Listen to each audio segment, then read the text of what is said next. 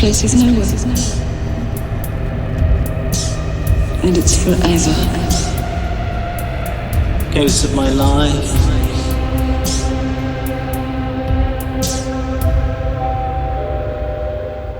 Anxiety, onward brainwashed soldiers marching off to war with the flag of the almighty dollar marching on before. If I had my way, if I had my way. All right, we are back. Samson and Delilah by the Grateful Dead. It was not Samson and Delilah by the Grateful Dead. Hey, everyone. We are Steven. And Marlowe. And we are Lost Futures, a Mark Fisher podcast. Yep. I had to think about it for a second. It's good to be back. We're listening to the blues. As you just heard, that was not the Grateful Dead, Marlowe. That was Little Axe in his song If I Had My Way, off of his 2006 album Stone Cold Ohio, and we are talking about it today because Mark Fisher wrote an essay about it called Hauntological Blues, Little Axe. Marlowe has to do a walk of shame because he made some egregious statements in earlier I've said episodes. Multiple times, like, yeah, there's a certain genre-ness to this all, and what I kept coming back to was it's not like Fisher's gonna do like a chapter about an Americana guy, and he still hasn't, but this is almost that. Well, I think I also pushed back when you said that because it's not quite Americana, but it is American. Yeah, it's not fucking rainy, sad electronic music that you can't even barely dance to.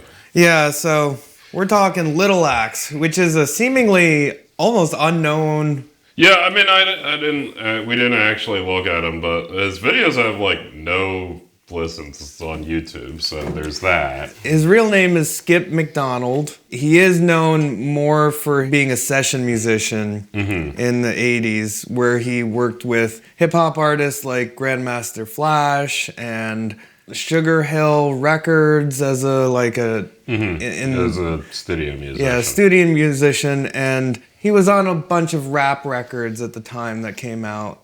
And then after he left the record, Sugar Hill, he started his own project called Little Axe, and that's what we're listening to. He started out, his first record is Never Turn Back from 1993, then he had another one in 1994. This one is his sixth album called Stone Cold Ohio. And yeah, listen to the whole thing, it's good. Yeah, Marlowe liked this one for once. Yeah, no, I got nothing here. It's he can't snarkily offend whoever enjoys. I very much enjoyed this album. We got through the whole thing, and he didn't complain. What's there to complain about? It's just blues. It's very Delta bluesy. Yeah, it's very much just it's the blues. What can you say? And it's a lot of blues standards. For example, that first song, which was also used lyrically in Samson and Delilah by the Grateful Dead, which was the joke.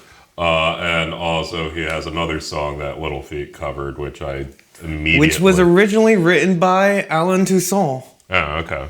Yeah, famous blues artist who, on his own right, is an amazing producer. He was the producer and pianist and orchestrator of Lil Jon, Dr. John. And I saw Alan Toussaint. I went along with that. I saw Alan Toussaint play with Dr. John because he was a featured musician, a session musician himself. But why is Mark Fisher interested in this? It's hard to say because it's actually good.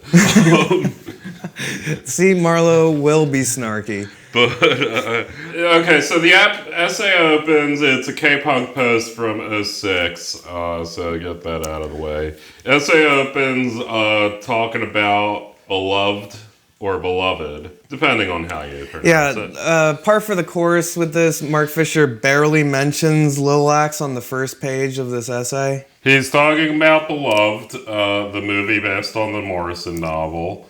From 1998. And also, this is not me being snarky. He is actually talking about the movie Beloved, not the book Beloved, directly, at least at first. Very Mark Fisher, hand-wavingly declares it's better than Silence of the Lambs. Yeah, that is really funny. Yeah, no, I'll just, like, throw it out there, like, oh, yeah, by the way, the director, apparently the director of Beloved also directed Silence of the Lambs. I know that. He called Silence of the Lambs Silly Grand Guignol. Do you know what Grand Guignol means, Steven? Nope. The Grand Guignol, I have no idea how it's pronounced. It was a theater in, I think France, could have been Italy, like back in the 19th century. But it was known specifically that they would do very gory practical effects, which, for the 19th century didn't need to do much. But like that, they would always like have like a play with a murderer, and then someone would get like eviscerated, and you'd be like pull out like sheep's intestines and shit. Instead, so Grand Guignol just means like gory. But anyway, he also did Philadelphia. Oh, he did Philadelphia. He was it was Silence of the Lamb 1991, Philadelphia 1993, and then he has a weird relationship with homosexuals. And then Beloved in 98. Anyway, have not seen or read Beloved, so cannot speak about its gay themes. So he's comparing the two. He's actually comparing The Shining with Beloved. He does this dance where he's like, this is a better one. Silence of the Lambs got a lot of acclaim, but Beloved is nearly forgotten. And then he goes on to compare it to The Shining. Yeah, Shining, a film also widely dismissed nigh on a decade, so apparently we should have raised Beloved to, like, Shining status by now, according to Mark Fisher. Yeah. Beloved reminds us that America, with its anxious hankerings after an innocence can never give up on, is haunted by haunting itself. If there are ghosts, then what was supposed to be a new beginning, a clean break, turns out to be a repetition, the same old story. Ghosts were meant to have been left in the old world, but here they are. And for the record, did read the summary of Beloved. Sounds really fucking good. There's a reason it's a canon big book. For the record, as someone who was 34 years old, I did read Song of Solomon in high school. I never got around to reading Beloved. I enjoyed Song of Solomon. Never read Beloved. Never read The Bluest Eyes. Never read any other Morrison. Sounds like a lovely lady. But anyway, Beloved, it's a slave ghost story. It's basically this woman is haunted by an ambiguous maybe ghost or maybe just lady that is her daughter that she killed when faced with the prospect of being sent back to slavery. She ended up killing her daughter to save her from that fate. If you haven't read it, which I'm sure many of our listeners probably has. Yeah, most functioning adults have read and enjoy Beloved because it's a canon cultural touchstone book, and I'm the dummy for not having read it. Right. But anyway. Lots of apologies from Marlowe today. I am sorry to the American canon and the black community for not having read Beloved. This essay it goes right into that. It goes to the heart of that with the Shining being the Indian burial ground, and he compares it and says that movie talks about one genocide, but Beloved talks about the other American genocide. Anyway, enough about that. Let's discuss this blues artist from England. Yeah. Some viewers complain that Beloved should have been reclassified as horror. Well, so should American history. Yeah. Boom. Yeah, it's one of those few times where it's like a mic drop moment by Mark Fisher is like...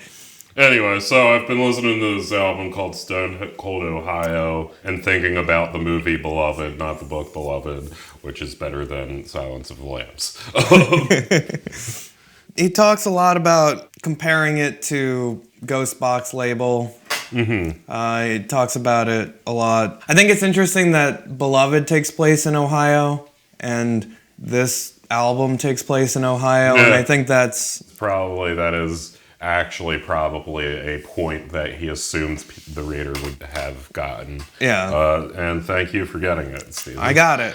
He has some really nice touching moments here. It's easy to get lost in these thickets and fogs, these phantom plantations built on casual cruelty, these makeshift churches that nurtured collective dreams of escape. Shepherds, do you hear the lambs are crying?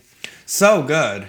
Mm-hmm. It's so good how he weaves in and out of this poetic voice, like we were saying last week with The Shining, and then, this kind of like analytical and poetical voice mixing back and forth. Little Axe's records are racked with collective grief, and I like the use of utopian longings also stir in the fetid swamps and unmarked graveyards. There are moments of unbowed defiance and fugitive joy here, too.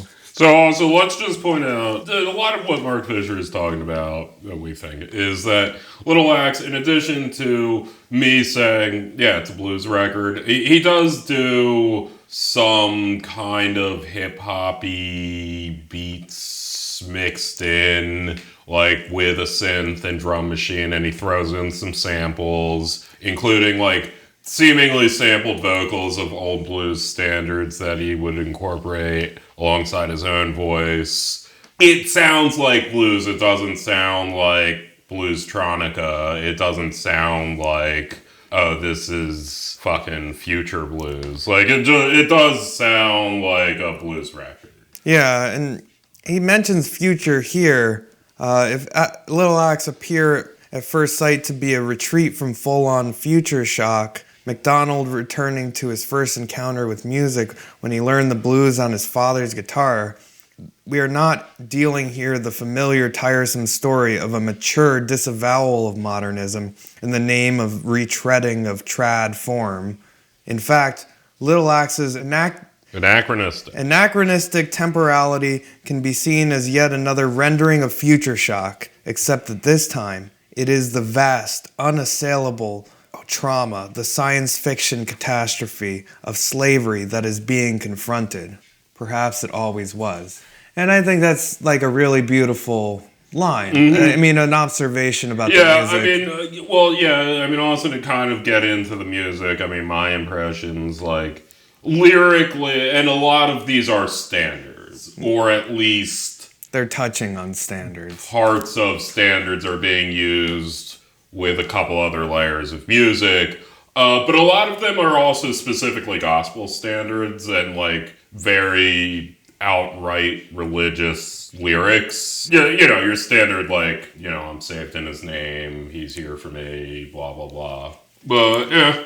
There's a question of whether or not he's updating blues for the 21st century or if he's downdating the 21st century into the early 20th century. And I think that gets to what you're saying. Is it a retroactive nostalgia thing, or is it... I feel like, number one, this isn't like your proverbial Arctic monkeys, as the expression...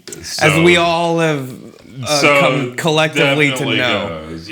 It's a blues record. It's not like, oh, this is a fucking pop record that just happens to sound like a blues record. It's a blues record that you're listening to when you're listening to it. Yeah, is that nostalgia in itself? Is that... Again, it's incredibly weird that Mark Fisher is covering something. And that he loves it so much. Listening. I feel, why don't you listen to other shit then? He also gets into the hauntology of it, the metaphysics of presence. And I think we've said it before on a number of different... talking about how the blues already has the depressive elements that a lot of the hauntological music that he kind of touches on. There's already it built into the fabric of the blues music that I don't know why he hasn't touched on it even more. Like... Yeah, I don't know. The fucking British will like, oh yes, everything British is great, and then they'll be like, also I'm an expert on American blues. This is a disease of the British. they will, and maybe I'm talking about someone specific that we could think of, Maybe I'm not.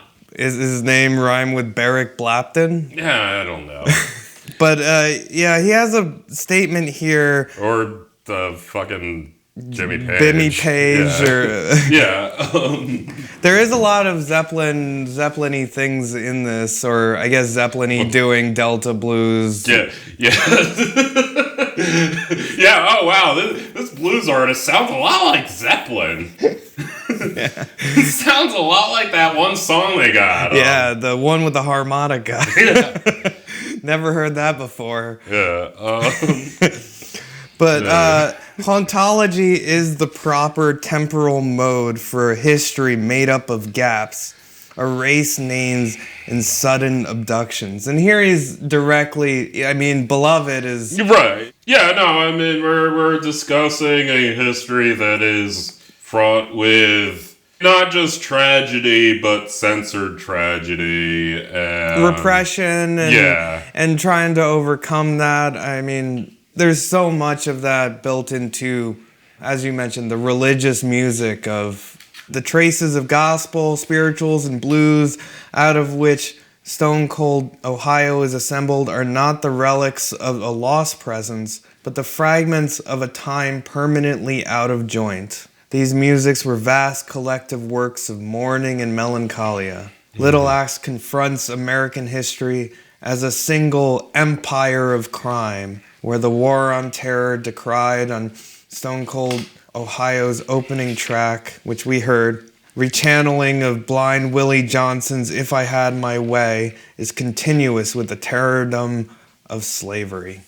So yeah, I think the idea that 2006 you can make an interesting statement about slavery and the war on terror all in one. And if you don't know, Mark Fisher wrote a lot about the war on terror. That's one of the things that he wrote extensively about it, which we'll get to probably in a later season. He also did in Capitalist Realism, but he sees the war on terror as a continuation of a lot of the, terrors of previous generations. It never went away. It's part of capitalism's need to I do create like how Mark Fisher is talking about, the crimes of America's past. And then on the next page, he then gets into how blues is actually a part of a more universal Black Atlantic experience outside. So it's it's all our fault. But then we don't even get the fucking blues out of it. Yeah. That's a part of a Black Atlantic. And also, wait, what's the other Black Atlantic people? How'd they get there, Mark?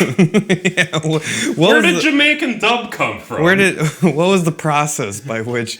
Where did Jamaican people come from? Just wondering. But anyway, so then that does get us He starts into the interview. Right, with the interview with Little Axe. He kind of makes this point about, because he is using... not just hip-hop beats, but, also Jamaican dub beats. And he makes this point of this idea of blues being a part of a kind of more universal Black Atlantic culture that includes the Caribbean as well as the Americas. And he mentions Beloved again, that there's a possession. The cast of Beloved felt like they were possessed when they were making the movie, and it seems like McDonald is possessed by the old music that he's drawing from to make this album. Yeah. And this idea of possession definitely fits within the hauntological framework. Yeah, I mean, it's been mentioned earlier in the book as well, this kind of motif of possession. Well, possession is like presence, absence. It's kind of, you're immersed in this, but also... it's outside of you. So that kind of reminded me of the way Caretaker was immersed himself in the 20s music and 30s music to distort it. And here McDonald is surfing time, studying the time periods, get to them so deep, it's real heavy in there. I wonder how he interviewed. Did it do it through email? Do you think he did it over the phone? Probably exchanged a couple emails. I don't know. He doesn't mention. Then he gets into the dub and why this use of dub is important, why crackly samples are important to McDonald, which he's always going to go back to the crackle. He mentions that big essay that keeps coming up over and over and over, the Ian Penman. Yeah. He mentions that in almost every single one of these essays. Yeah, I mean, he also kind of mentions, like, a very Deleuzian schizophrenia. Yeah, which is at the end, basically. Yeah, Sherwood detaches sound from sources or occults the relationship between the two. Adrian Sherwood is the producer who co-wrote, like, 1, 2, 3, 4 of the songs. So he acts as kind of, probably added all the trip-hop kind of things to it. Yeah, he's the dub, trip-hop, reggae, industrial guy. So the collaboration between the two makes more sense. Right. He compares it to Lil Axe takes music from Captain Beefheart and Jimi Hendrix and King Tubby, whereas Sherwood adds in this extra thing. What did you think of the whole Earth humanism aspect? Where he says, in the wrong hands, a syncresis like this could end up as a recipe for stodgy whole Earth humanism. Oh, it's just talking about, like, world music and shit. Yeah.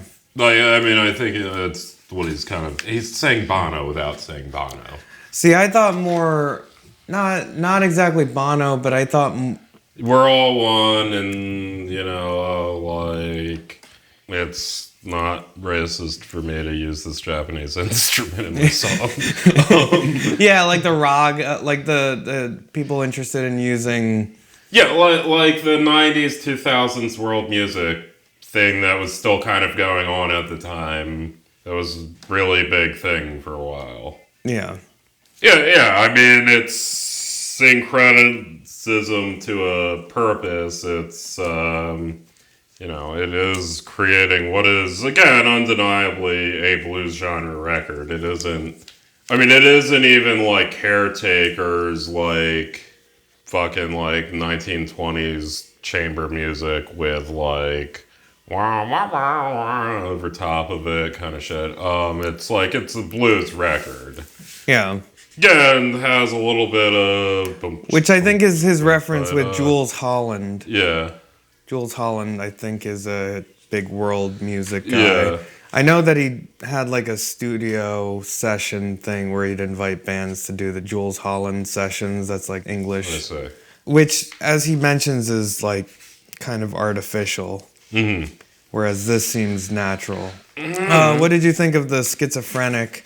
It seems like Sherwood, the producer, really appreciated when he called it Deleuzian schizophrenia. Yeah, well, I mean, he said schizophrenic, but then he kind of went into it, at least a detaching sign from signifier sort of Lacan definition of it. I don't know, it's another way of saying you threw a couple of dubby beats into your blues. Yeah, you mixed and matched genres. You mixed and matched genres and it didn't sound stupid. Like, again, I mean, not to... Like, with Caretaker, I'm just gonna say, like, the whole, like, chamber music in the middle of your fucking electronica, it's like... I see what you're doing.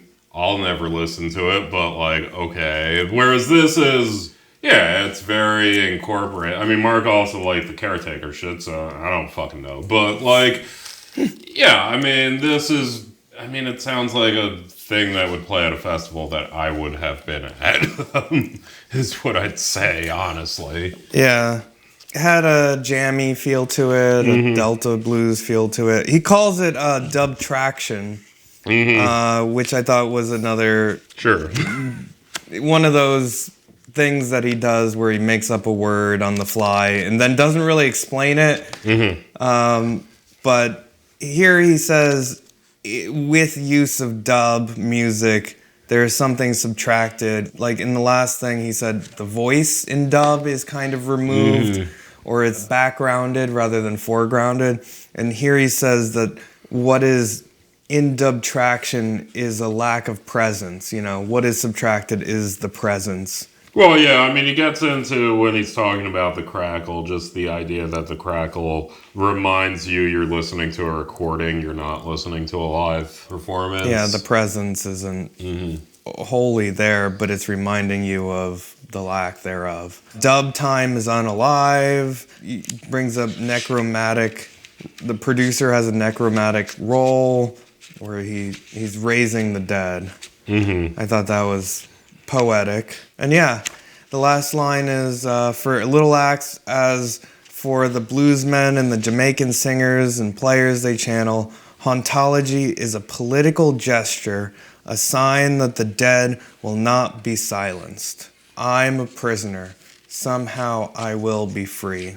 Yeah. Good essay. Yeah. It's a really good essay, good album, and Well, like the book that movie Beloved was based on. yeah. And so we'll play you out. Thanks for listening. Short episode today, but next time we'll go into all of Ghostbox. It'll be a slog. All right. See you on the flip side. All right, this is the song that Marlowe likes.